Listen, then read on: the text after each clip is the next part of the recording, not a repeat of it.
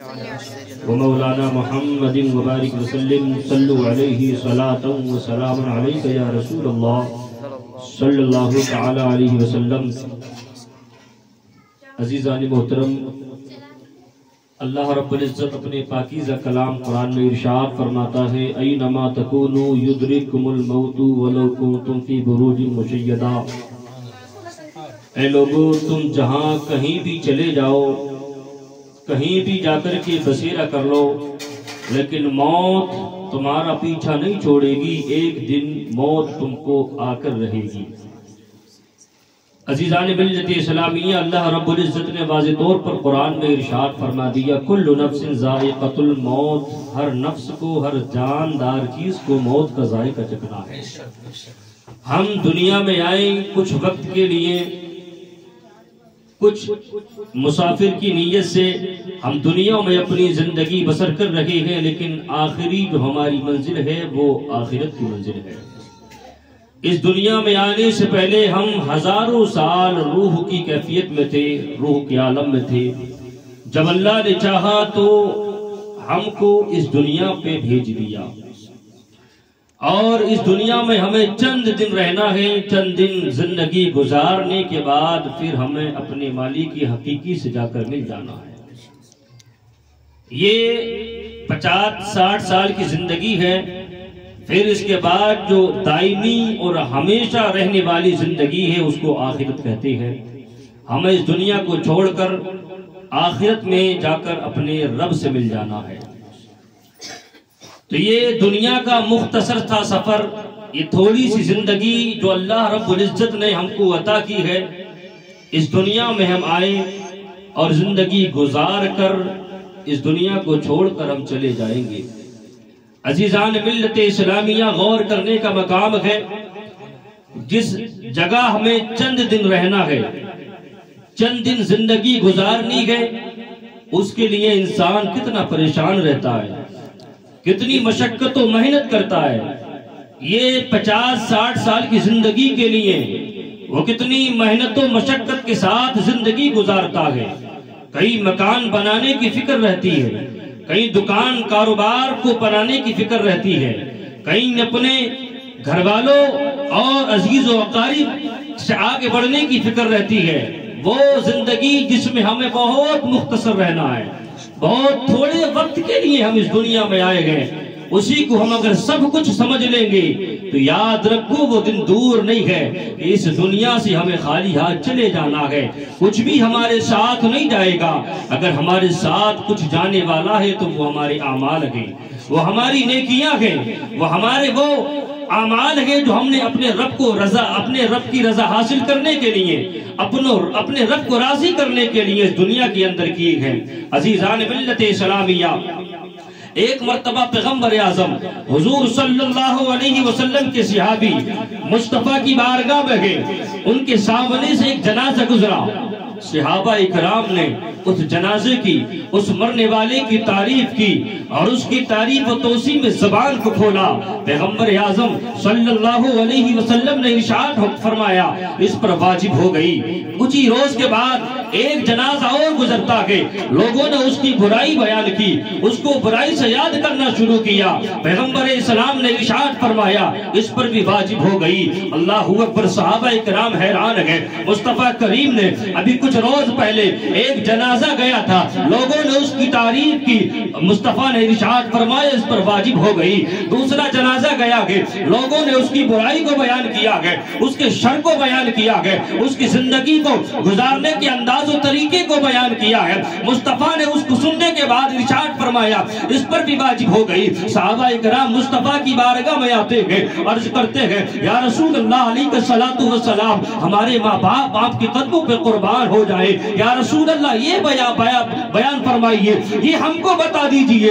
ابھی کچھ روز پہلے ایک جنازہ گیا تھا، اس کی لوگوں نے تعریف کی، آپ نے ارشاد فرمایا اس پر واجب ہو گئی۔ ابھی آج جو ہے ایک جنازہ اور گیا ہے، لوگوں نے اس کی برائی کو بیان کیا ہے، اس کی شر کو بیان کیا گیا، آپ نے ارشاد فرمایا اس پر بھی واجب ہو گئی۔ یا رسول اللہ کیا واجب ہو گئی؟ پیغمبر اعظم نے ارشاد فرمایا وہ انسان جو پہلے گیا تھا، جس کی لوگوں نے تعریف کی تھی، اس کی اچھائی کو بیان کیا تھا، اس پر جنت واجب ہو گئی ہے۔ اور یہ شخص جو بعد میں گیا ہے، جو لوگ اس کی برائی کو بیان کرتے ہیں، اس کے شر کو بیان کرتے ہیں، اس نے دنیا میں اپنی زندگی کو گزارا رب کی رضا حاصل کرنے کے لیے نہیں گزارا گے، بلکہ دنیا کو حاصل کرنے کے لیے گزارا گے۔ لوگوں نے اس کی برائی کو بیان کیا گیا تو اس پر بھی جہنم واجب ہو گئی ہے۔ عزیزان ملت اسلامیہ، غور کرنے کا مقام ہے۔ پیغمبر اعظم نے ارشاد فرما دیا کہ اس پر جنت واجب ہو گئی جس کی لوگ تعریف کر رہے ہیں، جس نے اپنی زندگی کو رب کی رضا حاصل کرنے کے لیے گزارا ہے،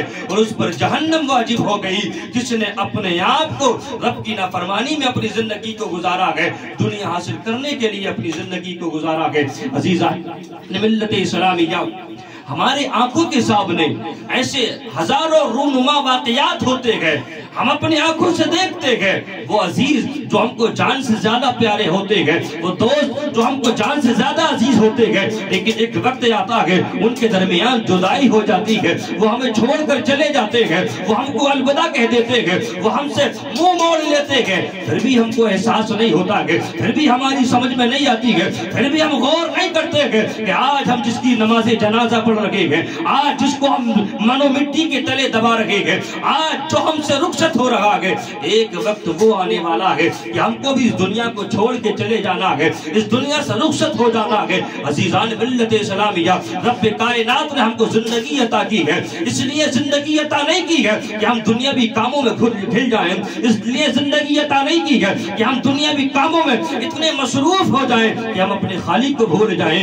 ہم اپنے رب کو بھول جائیں، ہم اپنے پیدا کرنے والے کو بھول جائیں۔ یاد رکھیں، اگر ہم نے اس طریقے سے زندگی گزاری ہے، ہم نے نمازوں کو چھوڑ کے زندگی گزاری ہے، رب کو ناراض کر کے زندگی گزاری ہے، یاد رکھیں وہ دن دور نہیں ہے کہ ہم کو ایک ایک پائی کا حساب دینا پڑے گا۔ اپنے رب کی بارگاہ میں جانا ہے تو اپنے رب کو راضی کر کے جائیں، رب کے پیغمبر کو راضی کر کے جائیں۔ وہ مصطفیٰ جو ہمارے لیے راتوں کو آنسو بہاتے ہیں، وہ مصطفیٰ جو ہمارے لیے دنوں کو آنسو بہاتے ہیں، ہر روز اپنے امت کے غم میں مصطفیٰ رویا کرتے ہیں، اس گنہگار امت کو یاد کیا کرتے ہیں۔ لیکن آج ہمارا المیہ یہ ہے، آج ہمارا معاملہ یہ ہے کہ ہم اپنے پیدا کرنے والے مالک کو بھول گئے ہیں۔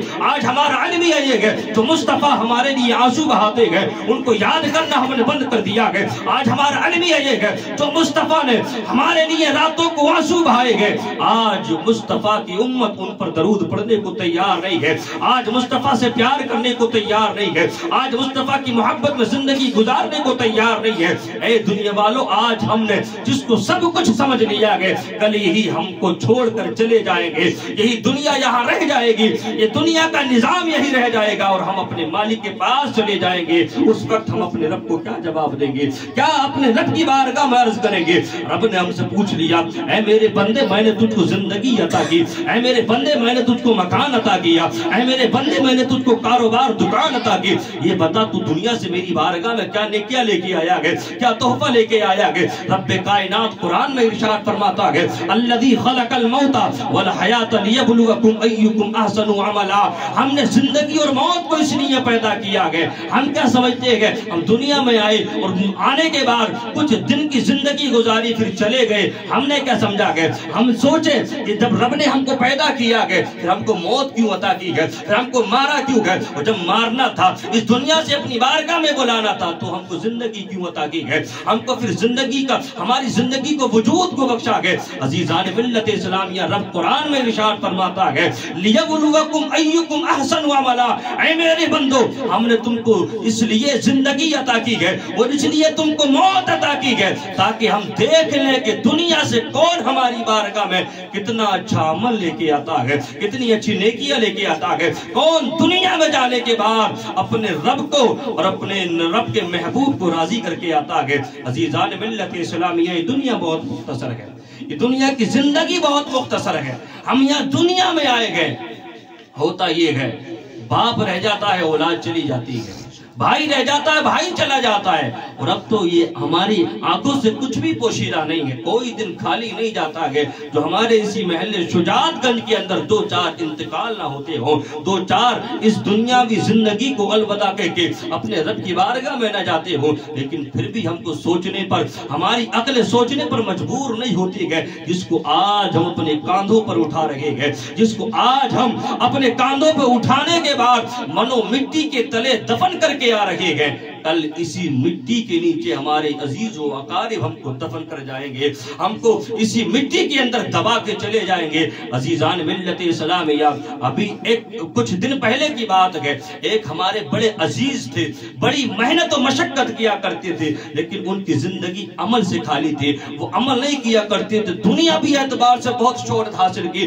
بہت روپیہ پیسہ کمایا، بہت مال و زر کمایا، لیکن ہوا کیا 18 یا 19 سال کی عمر میں اس دنیا کو چھوڑ کر چلے گئے۔ 50 لاکھ کا مکان بنا کے کھڑا کر دیا، 50 بیگھے زمین خرید دی، سب کچھ کر دیا، لیکن زندگی عمل سے خالی تھی، نماز ایک وقت کی نہیں ادا کی۔ ہم نے کہا میرے عزیز، یہ 50 لاکھ کا مکان جو تم چھوڑ کر گئے ہو، اس سے تمہیں کوئی فائدہ حاصل ہونے والا نہیں ہے۔ یہ جو 10-20 بیگھے زمین تم نے خرید کے ڈال دی ہے، اس سے کوئی فائدہ حاصل ہونے والا نہیں ہے۔ ہاں، دنیا کو حاصل کرنے کے لیے تم نے رب کو بھی راضی کیا ہوتا، اپنی زندگی کو نمازوں سے مزین کیا ہوتا، اپنے رب کو راضی کیا ہوتا، رب کے پیغمبر کو راضی کیا ہوتا، یہ دنیا بھی سنور جاتی، آخرت بھی سنور جاتی۔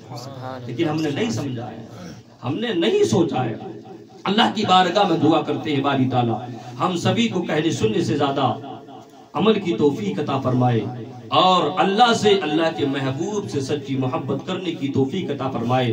جس مقصد کے تحت رب نے ہم کو بھیجا ہے، اسی مقصد میں ہمیں زندگی گزارنے کی توفیق عطا فرمائے۔ کلمہ طیبہ پڑھنے لا الہ الا اللہ محمد رسول اللہ وما علینا الا البلاغ۔ السلام۔